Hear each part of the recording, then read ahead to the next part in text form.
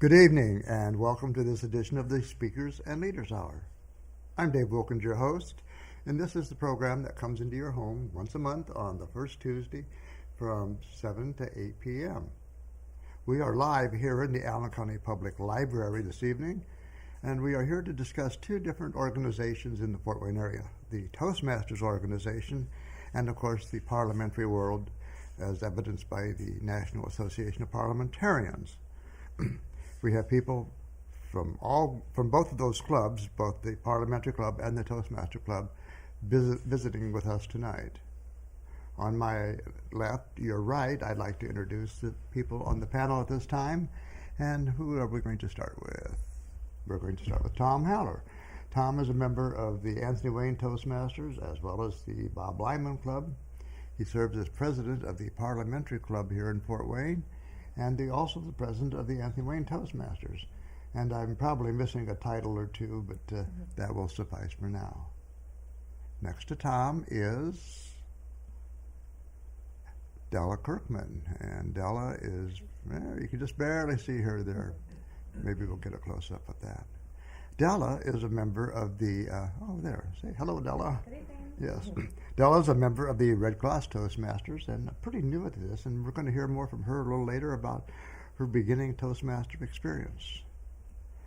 Next to Della is our own Patricia Knaebe. Patricia is a regular on this show. She shows up every month, and that's a delight to always have her here. And there is Patricia. Yeah. And as I said, she is here tonight also to give a speech. And as you know, she has served as past division governor 2 years in a row, past dean of education here in District 11, and she'll be talking about her upcoming duties later this year. Now, on the other side of the room, sitting all by herself, is our incoming Division B director, and that is Ms. Adrienne Maurer. Adrienne, thank you for being here tonight, and we're going to hear from her also. As I said, this organization is all about public speaking and leadership. And the very first half of our program tonight is going to be in the public speaking realm. We're going to hear 4 different presentations, 4 different topics, 4 different ideas. And that's what's so wonderful about Toastmasters. I think it's like a college course to go to a Toastmaster meeting once a week for a year, because you learn so many new things from people who are passionate about what they have to say. And in so doing, it exposes you to new ideas and new thoughts. And with that, I would like to now introduce our very first presenter tonight, Mr. Tom Haller, who is speaking from the Basic Manual, project number 3, which is to get to the point. His title today is 60 Years Ago. Please welcome our own Tom Haller. Tom? Thank you, Mr. Wilkins, fellow Toastmasters, and most welcome viewers. I have a question for all of you.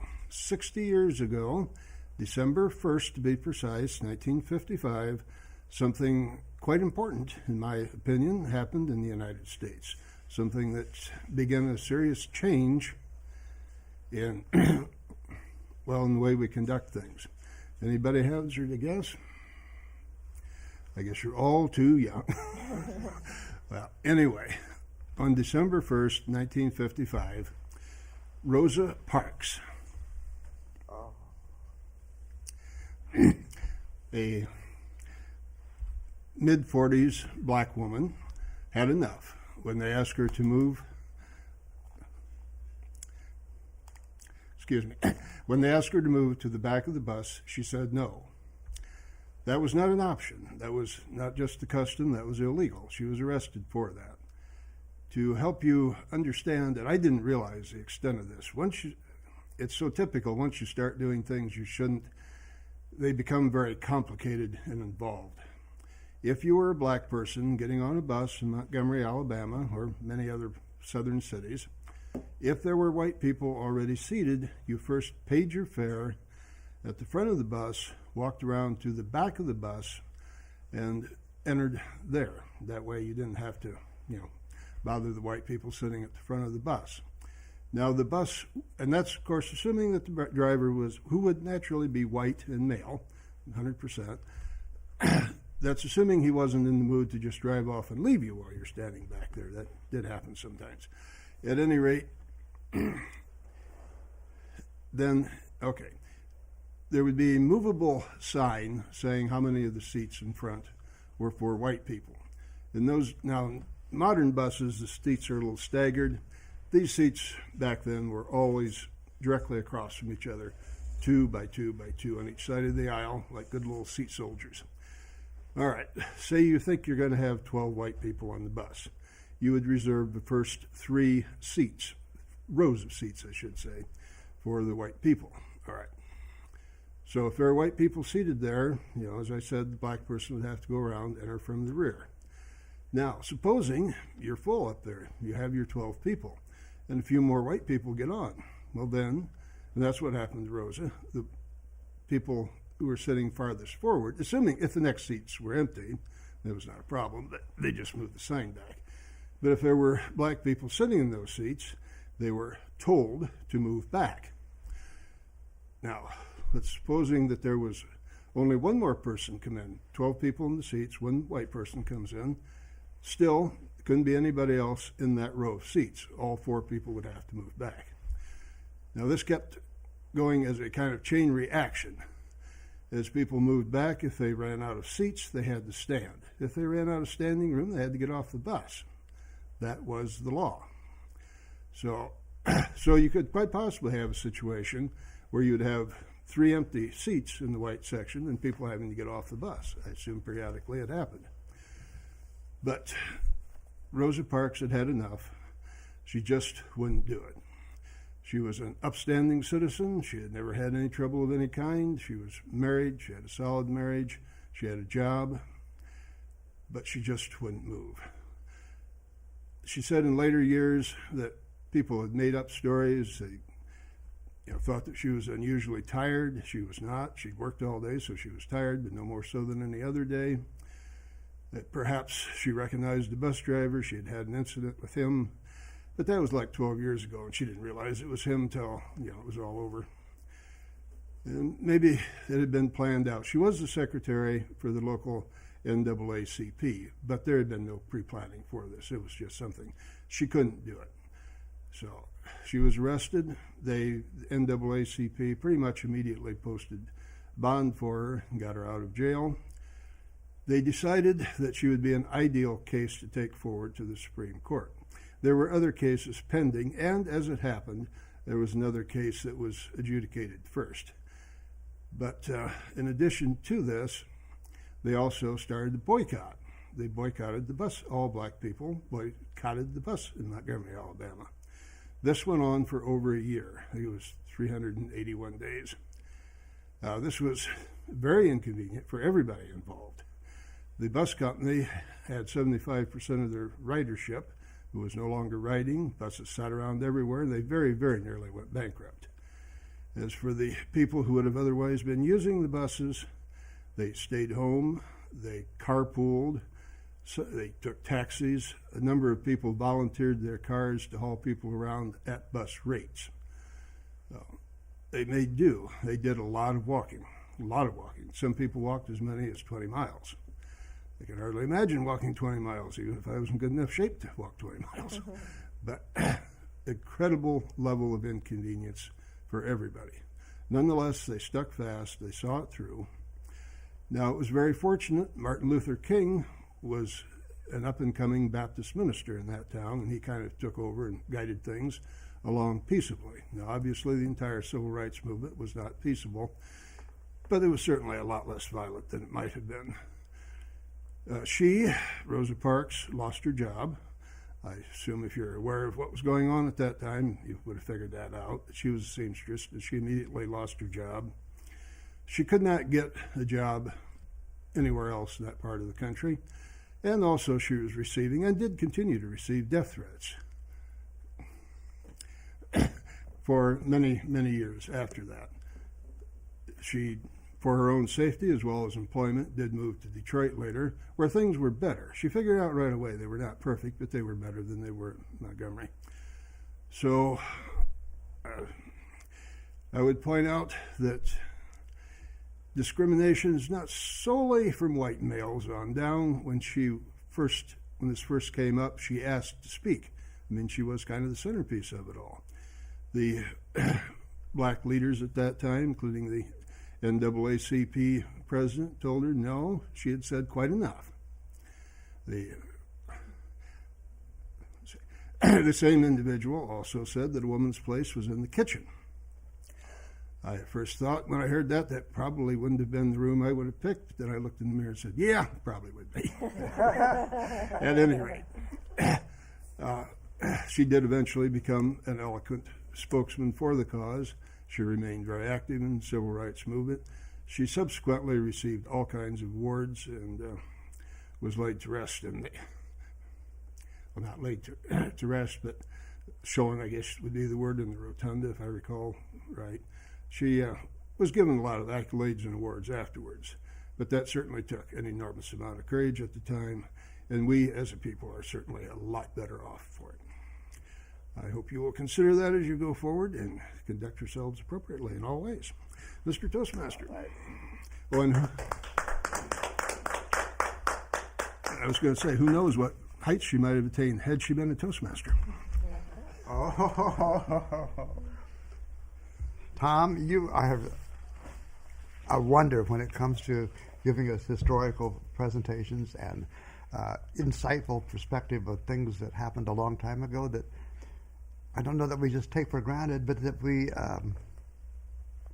just learn from you. And I have to thank you for taking the time to do that for us tonight. Our next presenter is going to be a lady you've heard many times speak on this program. She's very eloquent. She knows her topic. She knows her subject. As you have been told, she's been a past Division B governor, not once, but twice.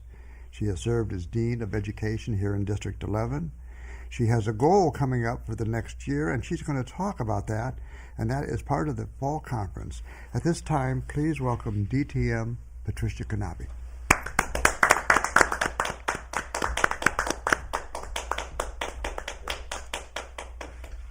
Thank you, Master Toastmaster, fellow Toastmasters, and most welcome guests at home. I became a Toastmaster in 2006. And to speak to Tom's point about Rosa Parks, if Rosa had chosen to be a Toastmaster, she could not have been a Toastmaster until about 1973, because women were not allowed to be Toastmasters until that time. Thankfully, I didn't hear about Toastmasters at that time, but I did later on in life and joined a club in 2006. When I first joined, I thought, this is all there is to Toastmasters. It's about speaking, it's about honing your club leadership skills, and that's all there is. About 4 years into my Toastmasters experience, a fellow club member, told me she was going to think about being an area governor. And I thought, what is an area governor? What does an area governor do? And I started going through some of the leadership manuals and looking at the leadership track in Toastmasters. And I realized if I want to be a distinguished Toastmaster, I need to take on a district leadership role. And the lowest rung on that ladder is being an area governor. I'm going to back up a space. Many people think that Toastmasters is only about honing speaking skills, only about upping your communication game. That is so far from the truth. There is also a leadership track, and the leadership track is every bit as important as the communication track. I said to my fellow Toastmaster, I think I want to be an area governor too. Lo and behold, I became an area governor the same year she did and served as an area governor for 2 years. This meant I went to meetings in Indianapolis, joined other area governors, division governors, and district leaders in shaping the district that we are in. I learned a lot about myself in that experience. I learned that I was more organized than I thought I was. I've always thought I was not a very organized person. and I learned that I could tap into organizational skills that I thought that I lacked in the past. After 2 years as an area governor, the next step was being groomed for the Division B governor.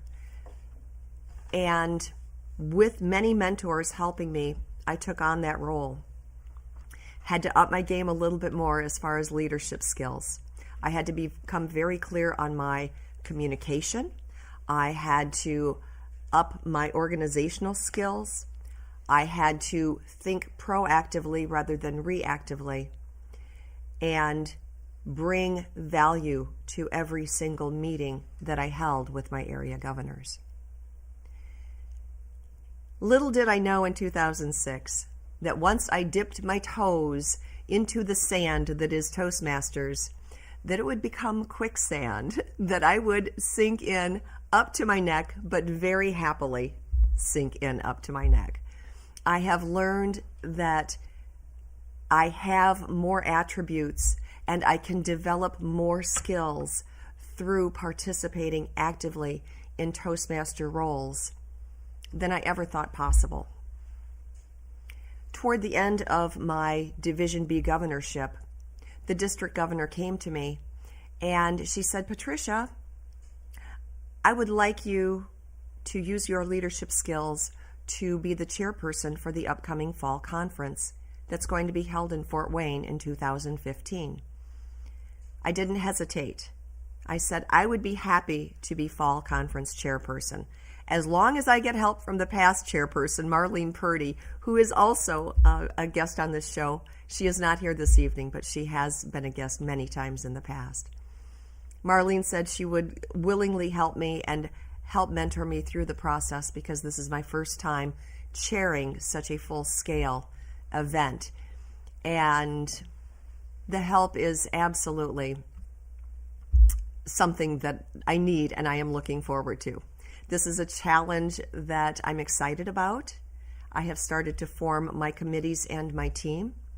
This is a 2-day event that Toastmasters from all over the district attend, and it is full of educational sessions. It is full of wonderful networking opportunities and a lot of fun. The bottom line is I am inspiring you and I am urging you, if you want to improve your communication skills, if you want to improve your leadership skills, think about joining a Toastmasters club in your area. It's a wonderful way to network with people, get to know people you don't know, step outside your comfort zone, and hone skills and talents that you thought you never had. I am thrilled that I took the ride that I took with Toastmasters. I am thrilled I dipped my toes into the Toastmasters sand and landed up to my neck in opportunities and responsibilities. And I hope you at home look for those leadership and communication opportunities as well by joining a Toastmasters club. Master Toastmaster.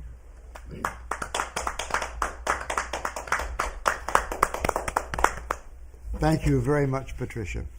The wonderful thing about a Toastmaster meeting is you hear several different presentations, and I can tell you that if you were to give the same title to each person and have them develop a speech around that title, you would hear 4 entirely different presentations. At the present time, Toastmasters is going through a huge leadership change right now. I have introduced Patricia as the past Division B governor. The lady that I'm going to introduce is assuming that role, but she is not going to be a division governor. She's going to be a division director. The state has taken this whole thing to a whole new level. This next lady is working out of the basic manual, project number 2. That's the Organize Your Speech presentation. She is a member of the Wall Street Speakeasies Toastmaster Club and also the Advanced Communicators. That's the club that meets here on the first Monday of the month, and that was last evening. She's the current Area 21 governor, and she's giving a presentation about taking on yet another role in Toastmasters, the very topic that you were talking about just a moment ago, Patricia, with the title of You're doing what? Please welcome Adrienne Maurer.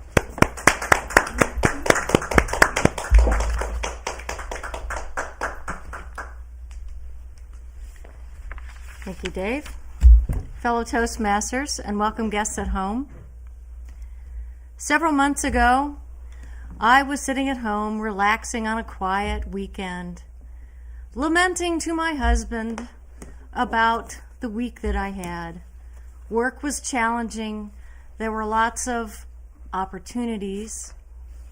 I had a lot of things going on with work. I also had things going on at night. Most of my evenings were taken up with community events, some of which were Toastmasters events. After I was done whining, I paused and then announced, I think I'm going to run for division director for next year. My husband had this expression on his face that did not require any words. I knew exactly what he was thinking. You're doing what? Given the amount of time that I devote to work and community, taking on yet another role was not something that he could put his arms around. But for me, it was a logical step. Just like Patricia's journey, as she worked her way through the leadership in Toastmasters, mine is very similar. I started off in my club, as an officer in my club. Moved on last year to be an area governor. Moving on to be a division director is a natural fit. Why would I want to take on additional leadership opportunities? To answer that, you'd have to hear about how Toastmasters is structured in the leadership. The core of Toastmasters is the members. Everything we do, from the officer at the club level all the way up to the international director, everything we do is in support of the members. The members are why we're here. We want members to be successful. We want them to be better speakers and leaders and to accomplish their goals. At the club level, you have a number of officers that help your club to be strong and healthy. Once you move up to the area level, the area governor, now called the area director, is responsible for making sure the clubs are doing those things that they need to be doing. Are the day-to-day activities done in support of the members? Are they welcoming guests when they come to the club? Are they putting out an agenda? Are they making sure that their club members perform adequately? Are they getting their leadership opportunities? Are they completing their educational goals? That's what the area governor does. The area governor is there to support the clubs. The next level above area is the division. The division director supports the area directors to make sure that they have what they need, the resources that they need, answer questions when they come up, to make sure that everything that the area director is doing is in support of their clubs. And then it moves on from there up to the district level. And again, it's in support of the members. Toastmasters is structured to ensure success at every level. And why was I so attracted to the division director position? For me, this was an easy decision. As division director, I now have the opportunity to suggest and implement best practices. And the best part, this is what I do for a living. As a business analyst in my professional life, I look at business processes and I make suggestions on how people can do their jobs better, more efficient, less time consuming to perform a task. And I'm going to bring that same kind of analysis to my role as division director. There are a lot of functions that an area director has to do. They have to visit clubs. They have to submit reports. They have to follow up with their clubs. They have to conduct contests. There's a lot of different activities that they have to do that take a lot of time. And everybody does the same thing. It doesn't matter if you're the area governor in Fort Wayne, Indiana, or down in Kentucky. You're all going to be doing the same things. And as division director, I would like to make sure that the activities that the area directors do are done effectively. The division director must also be good at delegating, as many of the activities take a lot of coordination. And I will fully admit this is not something that I have been very good at doing in the past. I'm hoping that my year as division director will give me a chance to practice and to improve. And Toastmasters is all about improving. We are constantly evaluating ourselves to make sure that we're doing the things we should be doing and to make sure that we're improving.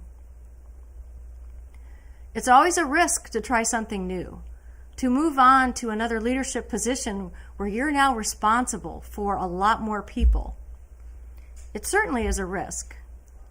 But with the support that you get with Toastmasters, trying something new is definitely a sure thing. Mr. Toastmaster.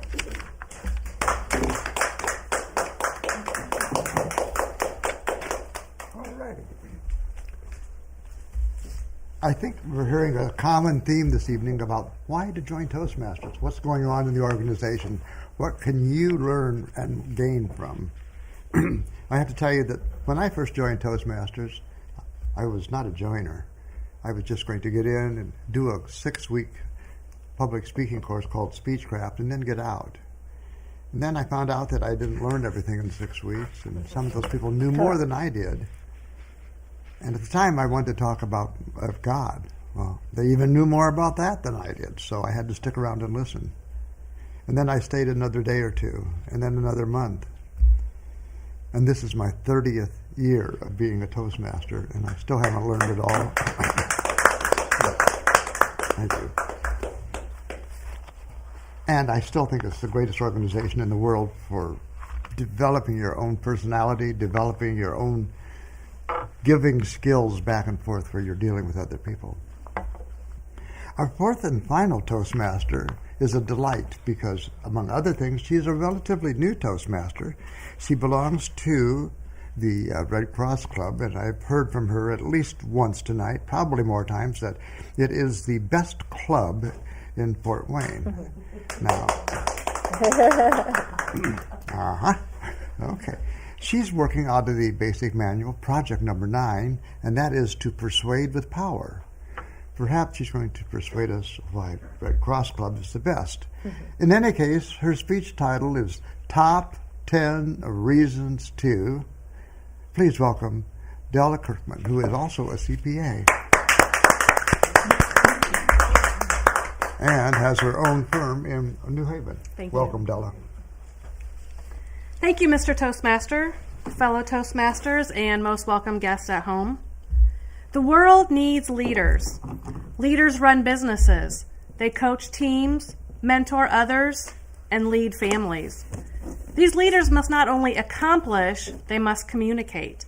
By regularly giving speeches, gaining feedback, leading teams, and guiding others to achieve their goals in a supportive, encouraging environment, leaders emerge from the Toastmasters program. There are a plethora of famous Toastmasters to admire and learn from. Nancy Brinker, founder of the Susan G. Komen Foundation, Napoleon Hill, famous author and speaker, and Carl Dixon of the Guess Who. Now, I'm not famous yet, but I do believe Toastmasters is getting me one step closer, maybe 2. I'm a CPA, I'm a business owner, a networker, a mom, and a community volunteer. I joined the Red Cross Club, yes, the best club in Fort Wayne, just last summer because and I believe Toastmasters is going to help me say it better. Our organization as a whole was founded in 1924 by Dr. Ralph Smedley.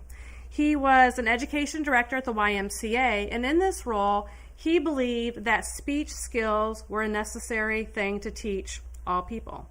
Now, in the 90 years since this idea came to him, Toastmasters has grown into an organization of over 300,000 members, over 14,000 clubs, in 126 countries.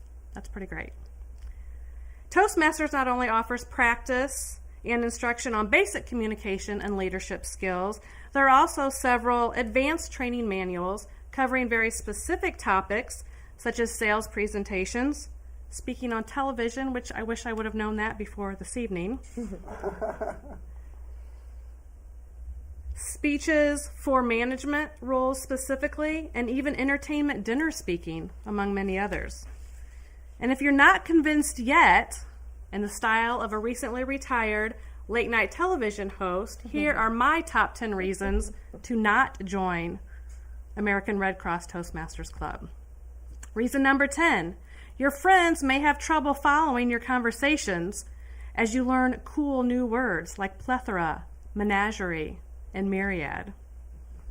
Reason number 9, you might end up learning unusual skills like juggling or whistling with an acorn lid.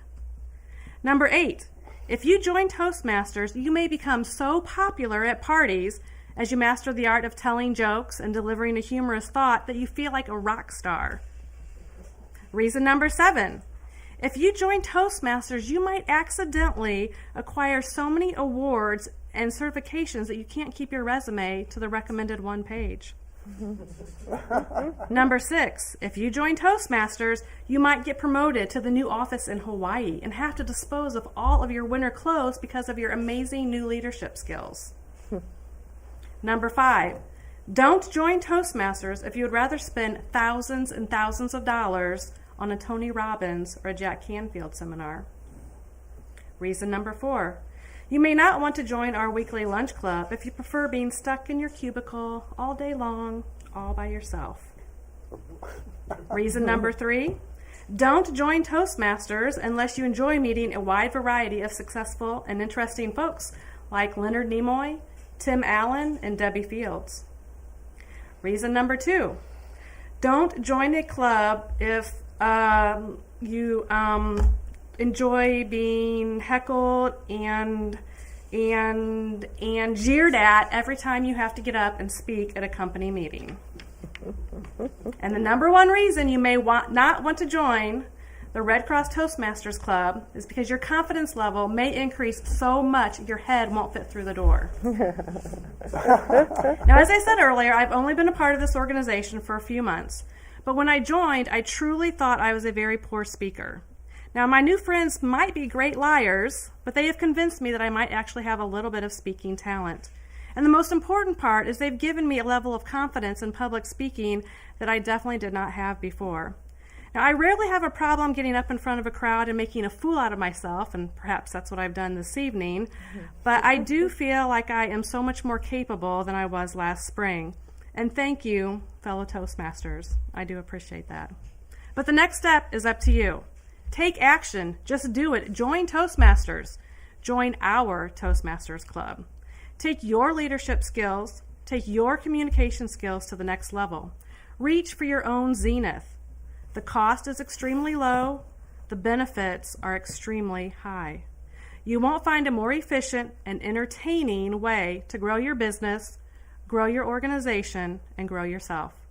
Sign up today and give yourself the gift of Toastmasters International. All right. Thank you. Not only did you have great delivery, you had great writing skills there. That was very well put together and humorous, too. So thank you so much.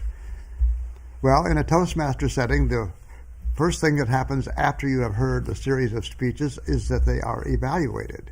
And I'm going to turn right around and call Della back up here now to start the evaluation process, where you'll be evaluating our first presenter, and that was Tom Maurer. So please, Della. Thank you, Mr. Toastmaster. Again, fellow Toastmasters and honored guests at home, and especially Tom. I love history. I was not a history major, but it's something that I've always enjoyed, so I did very much enjoy your speech tonight, and especially because it was something different than what the rest of us had prepared. I love some of the words that you used as far as educated, boycotted, unable to walk 20 miles, even if you wanted to. That got a chuckle out of everybody. Dispelled rumors is a good phrase. She had said quite enough, and I'm sure that's probably putting it mildly. Other words that you used were eloquent and accolades. You gave very specific examples. That's the part I like the most. You gave very specific examples, especially for someone like me. I missed the whole civil rights era altogether, and I appreciated the knowledge that you gave us of how exactly that law worked. Yeah, you were supposed to give your seat up on the bus. Didn't really think of all the details that you gave as far as moving back, and then getting off, even if there were still empty seats up front. I just found that very interesting. Your delivery was great. You obviously knew what you were talking about. You had lots of specifics as far as dates and number of days and lots of things, and I very much enjoyed your speech. Thank you, Tom. Thank you, Della.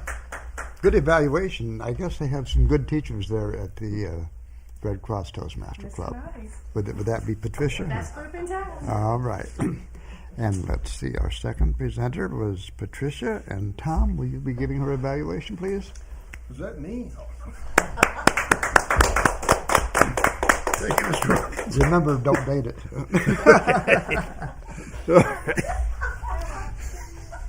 As always, Patricia did an excellent job. I'm sure no one was surprised at that.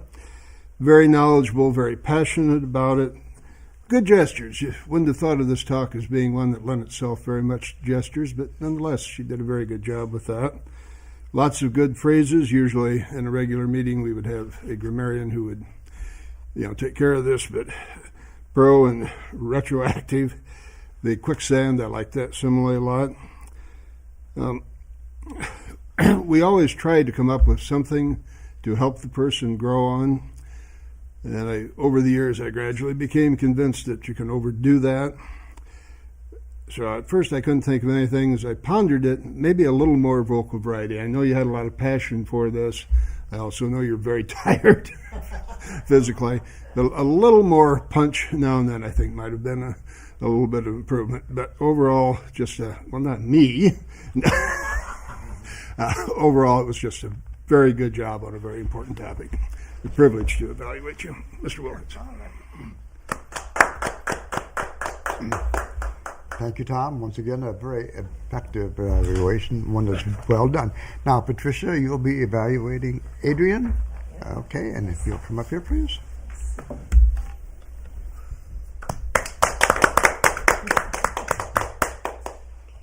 Thank you, Master Toastmaster, fellow Toastmasters, guests at home, and especially Adrienne. Adrienne, I always enjoy listening to your speeches. It is evident that you take a lot of time in crafting your words, in rehearsing your speeches, and it shows with the delivery that you give. I felt that there was a lot of value to the speech. I felt it was meaningful to the audience and very educational to our guests at home. Good preparation. Your organization was very logical and clear. Your speech was easy to follow.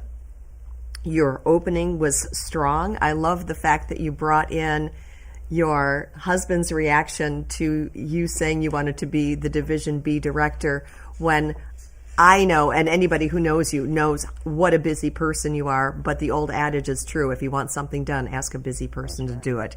And you certainly fit that mold. I thought the body of the speech had a very good, solid progression.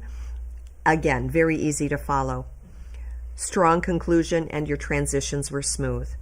If I could make one suggestion, and this goes for a lot of people who grew up in the Midwest, we love the word gonna. I'm gonna go to the store. I'm gonna do this. I'm gonna do that. The words are going to. And separating those words would give your delivery just a smidge more crispness. Overall, good word pictures, good vocal inflection, great flow to the speech, very easy to follow. As always, I enjoy listening to you speak. Thank you, Adrienne. Thank you. Master Toastmaster. All righty, and awesome evaluation. Thank you, Patricia. And our last presenter tonight will be evaluated by our incoming Division B Director, and that will be Adrienne Maurer. Adrienne, please.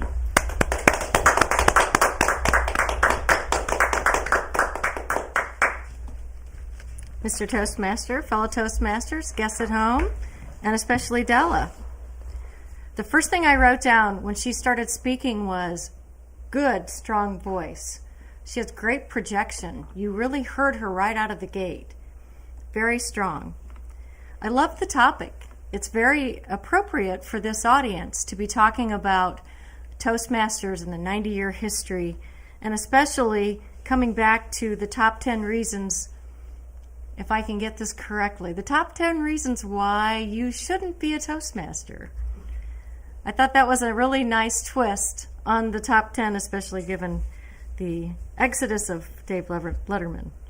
I thought her body language and gestures were appropriate for the speaking space. When we're in a Toastmasters meeting, we're normally expected to move around and have much bigger gestures, but in an environment like this, it has to be a little bit more subtle. And I thought the way she used her body and her gestures was appropriate to the fact that we had a smaller speaking space. I love the conclusion. The call to action at the end wrapped up everything that she was telling us about why she believes we should be joining Toastmasters. I wrote down a couple of the words that she used. The first one I heard was plethora, zenith.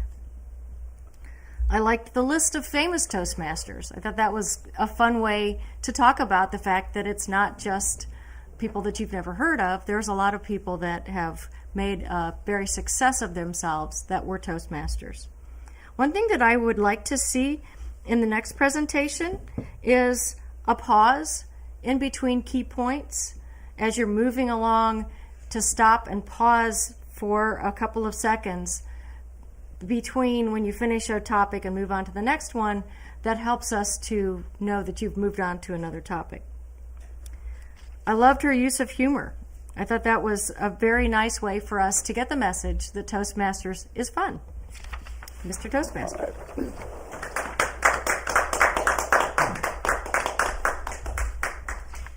Toastmasters is indeed fun. This is a great organization to make new friends, to develop a new family.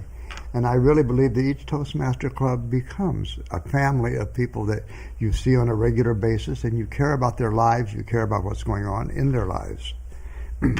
I did serve not only as general evaluator tonight, I also served as timer.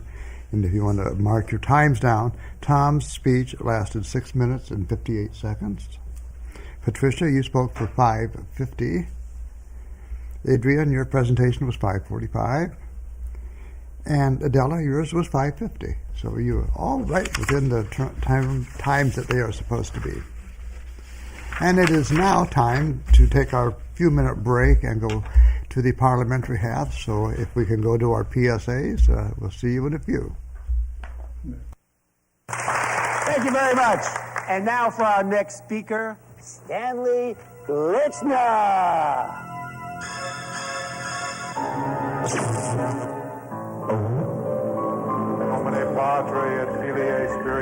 Speaking in public doesn't have to be a death sentence. At Toastmasters, we can help you overcome your fears.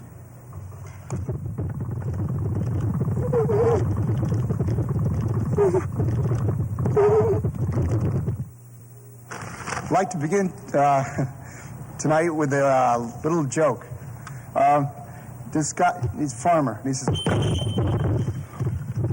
"Hey, hello, sorry." But seriously, folks.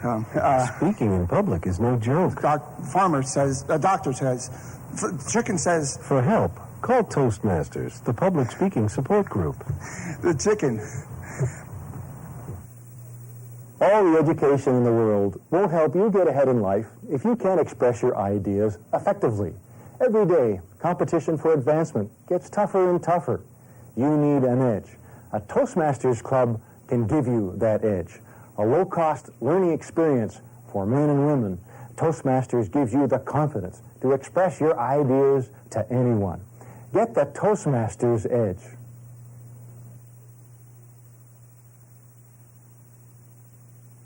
What future do you envision for yourself? What dreams do you have?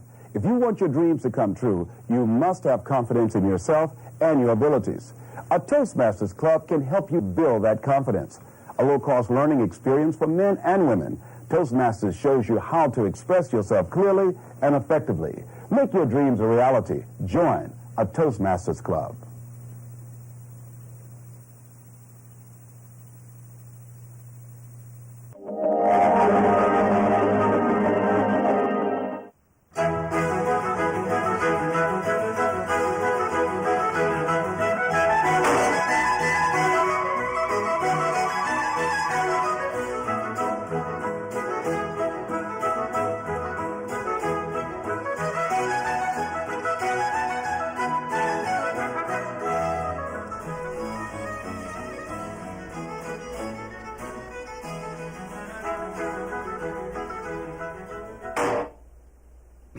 welcome back to the second half of the Speakers and Leaders Hour. And now we are going to take up the topic of parliamentary procedure, leadership, the other half of the Toastmaster track. We can talk about a whole bunch of things that you will find in Robert's Rules of Order, this lovely book that you see right here, the 700 and some odd page book that is put out by the Robert Society, and it is everything you need to know about how to run a meeting. So if you just buy this book and read it, you'll be ready to lead any meeting anywhere. Ha, ha, ha. Yeah. You know, and I'd love to tell you that I've read this book cover to cover. And if I told you that, I'd be lying. Because I haven't. It's more like a children's manual for how to conduct a meeting. As the children's manual tells you how to fix a car. You don't read the whole manual, you just go to the part where you want to fix the brakes or take care of the electrical system. You read that part. The same with Robert's Rules. It's a book that tells you how to conduct a meeting, and it breaks it down into easy sections. And one of the first sections that they will break it down into is tell you that some of the tools that you need for conducting business. And one of the single most important tools is an agenda. Now, you may or may not believe that, but if you're having meetings, business meetings, and they're long and boring, the reason they are long and boring is you may not have agendas. If you get agendas, I can guarantee you that your meetings will be cut in half. And what do you put on an agenda? Well, there's a whole list in Robert's Rules that tells you the ideal way of doing it. But you don't have to follow that. You can put it in any order that you want, that works for you. The important thing is that you have a copy and you give a copy to every person on the panel or in your group so that you're all on the same page, so to speak, at the same time. That will avoid conflict, avoid confusion. It will also make sure that everybody is happy and has their say. Other things that you might have or consider, if you are the leader of a group, you ought to have a lectern. One of these nice little things here to put your papers on. They're for papers. They're not for elbows. Just paper. Lectern, lecture, paper. You get it? Okay. It'd be nice if you had a gavel. A gavel is a symbol of authority. It's something that you should use, and I quote Robert here, you should use it wisely and with respect. None of this hammering with it. It isn't a hammer, it's a gavel. And it's simply a symbol. Although, you can imagine a caveman with the biggest club getting his attention to his people by using the club. And maybe this is the descendant of that nasty club. Now, to learn about parliamentary procedure, it helps if you have an organization to deal with it. We are talking tonight through the auspices of the National Association of Parliamentarians. There is another parliamentary society, but this one that we belong to, we are proud to say, uses Robert's Rules as their parliamentary authority. And if you belong to an organization, if you belong to a club, if whatever you belong to, somewhere in your bylaws it will say, and the parliamentary authority for this organization is, and it's almost always Robert's Rules. And if it is Robert's Rules, then you are automatically beholden to what's in this book.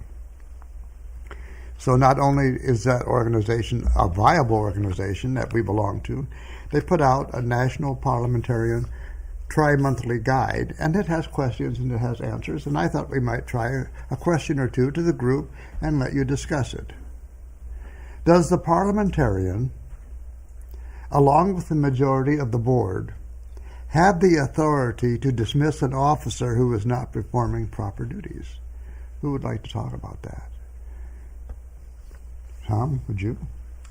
The urge isn't terribly strong upon me, but I will address it. I read those. Many of those were very difficult, and I didn't commit them to memory. No. But the parliamentarian typically would have no say in who gets dismissed. You're absolutely correct there. The parliamentarian is kind of like the prime minister or the chief of staff. Sits in the background, advises the leader, but in the final analysis, the leader standing here is the one that makes the decision. So the answer is no. He would not have any authority to dismiss anyone. Oh, this is a very good one now, and you might even know the answer.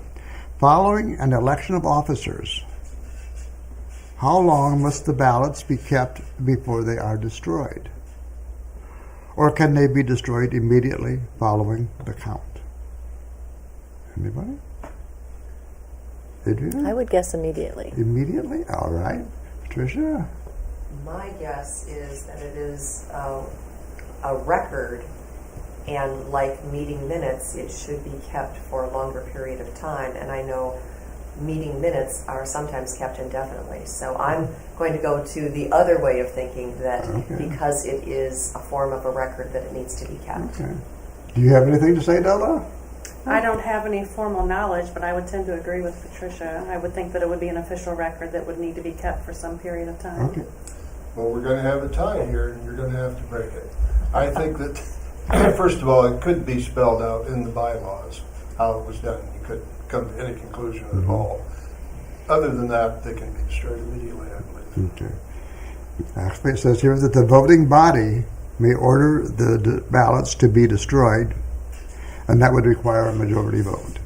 So the group could do that. However, if no such order is made, the ballots should be kept by the secretary until such time as a potential recount has expired. I suppose that since the person would take office at X of date, once they've taken office, then there would be no possibility that there would be a recount. They could be destroyed then. Okay. Does anybody have any questions about parliamentary procedure in your organizations or in your groups? No, oh, what a quiet group you Dave, are. I have a question. Oh, absolutely.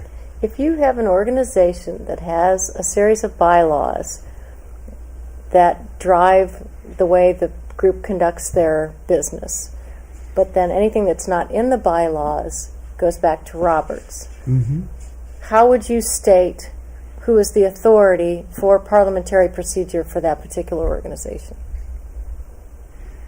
If it's not exclusively Roberts, but it's Roberts for anything that's not in the bylaws. How is that worded? Let's see.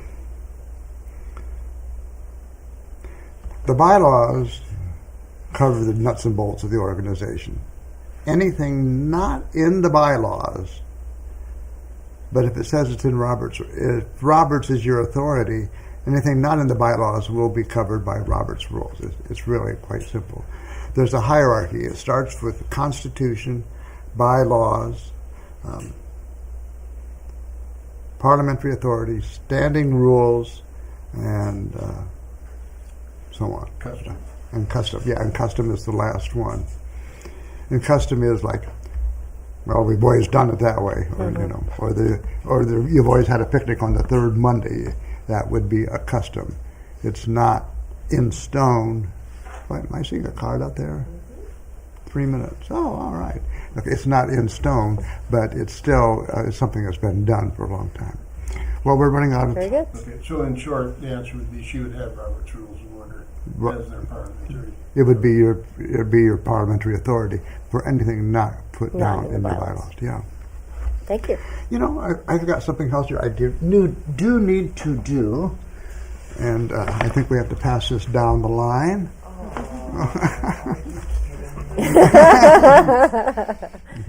Are we going to sing? The young lady that I've lived with for over 50 years has sent that to you. What is her name again? Bernice. Happy birthday, Pat. Should we sing to her? Thank you so much. How about we sing to her? Happy birthday to you. Happy birthday to you. Happy birthday, dear Patricia.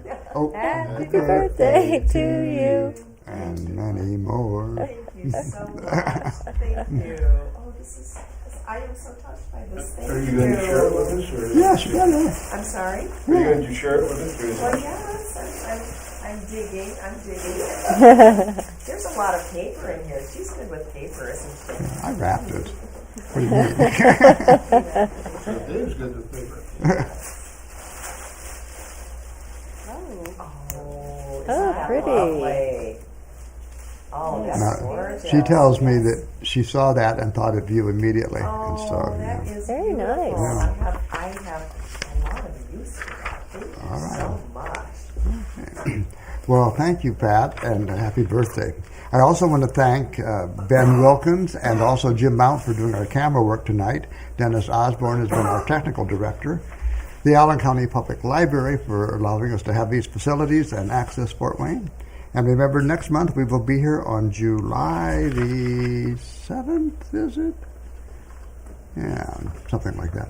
Anyway, we will be here next month. So until then, may all your meetings be fair and efficient. And thank you one and all for being here this evening. Give yourselves a nice round.